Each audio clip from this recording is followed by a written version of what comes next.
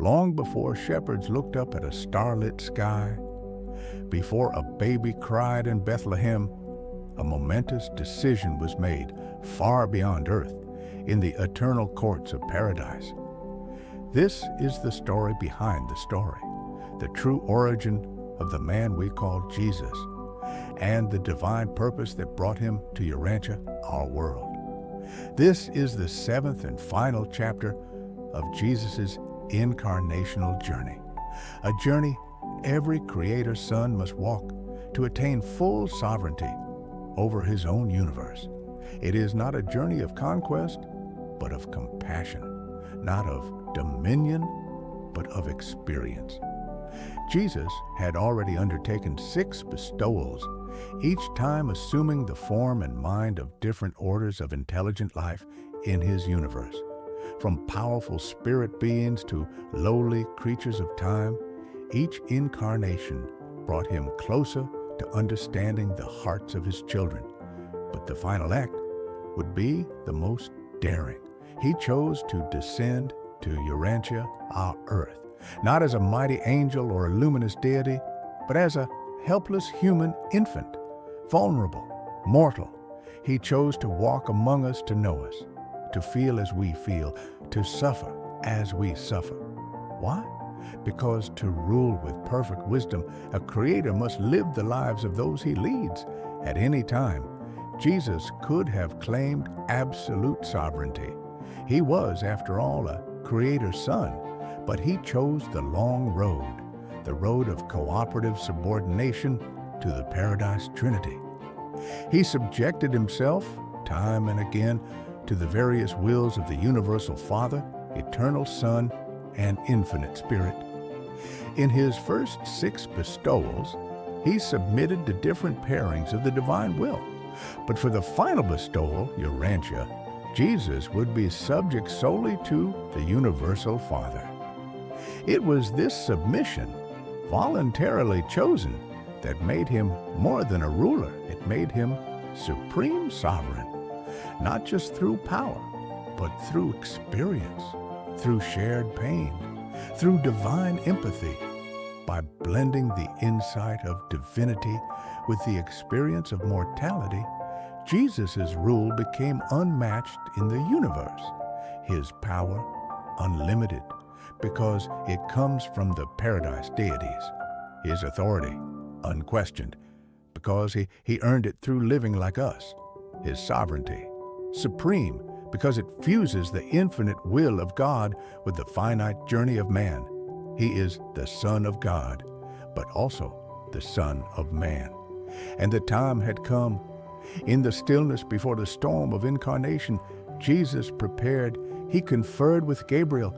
He entrusted his universe to Emmanuel, and then he turned toward Urantia. The divine was about to become dust. Next time, we witness the celestial council between Jesus and Emmanuel, and the sacred instructions that would guide the life of Jesus before he took his first breath as a child of this world.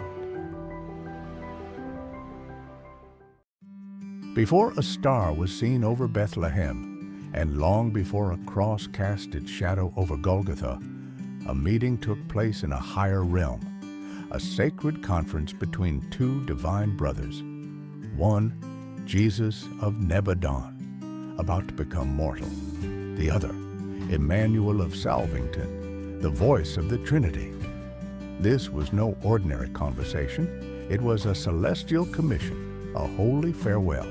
In the courts of Salvington, capital of our local universe, Jesus stood before Emmanuel, a high and mysterious being, an ambassador of the Trinity, whose presence is known by solemnity and supreme authority. It was here that Jesus formally relinquished the administration of Nebadon, turning all governance over to Emmanuel. He was preparing to leave behind his divine authority and enter time and space as a helpless child of humanity. What follows is the sevenfold counsel of Emmanuel, the heavenly guidance given to a Creator Son who was about to live as a man. Emmanuel began with these words, "In your earth life, always give preference to the will of the Father." Jesus was reminded that his mission was not to please mortals, seek earthly power, or demonstrate divine wonders. His life was to be an illustration of submission to God, a portrait of how humans should live in harmony with divine purpose. The first and greatest lesson, trust and obey the Father above all. Emmanuel warned, "In your bestowal, avoid all celestial power and all use of your creative prerogatives." Though Jesus had at his command legions of angels and the authority to perform wonders beyond human comprehension, he was told, "Do not use them." This life must be purely human, not a showcase of miracles, but a testimony of faith, love, and endurance. The third instruction was sobering. No aid shall be afforded you by any celestial agency. He would not be rescued in pain, not saved from rejection, not shielded from temptation or suffering. He must walk the entire human path, unaided, unguarded, vulnerable. Perhaps the most critical command, "You shall not prematurely reveal your identity as a Creator's Son." Jesus was to live as Jesus of Nazareth, a man among men. Though divinity would flow through his life, his divine origin must remain hidden until the appointed hour. He was to earn trust, not command it, inspire faith, not demand allegiance. Reveal truth as one discovering it, not as one dictating it from on high. His teachings were to be gentle, parables, not proclamations, invitations, not threats. He must win hearts through love, wisdom, and example, never force. Emmanuel required that Jesus experience the entire spectrum of human life. You shall grow from infancy, live a real life as a man, and pass through death. Childhood, adolescence, adulthood, friendship, betrayal, joy, sorrow, faith, even doubt. The full range of human experience was to be his. Only by walking the full path could he become the understanding sovereign of Nebadon.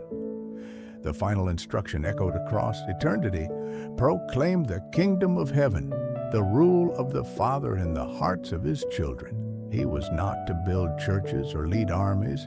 His mission was spiritual, eternal, to plant a kingdom not of this world, where the will of God reigns in the hearts of all who believe. This was to be the central truth of his life, the cornerstone of his gospel. The council ended.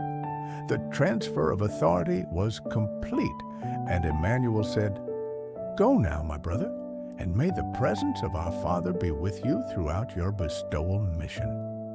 Jesus turned his gaze toward Urantia, toward time, toward dust, and with divine purpose blazing in his heart, the Creator became creature. Next time, we follow Jesus' descent to Urantia.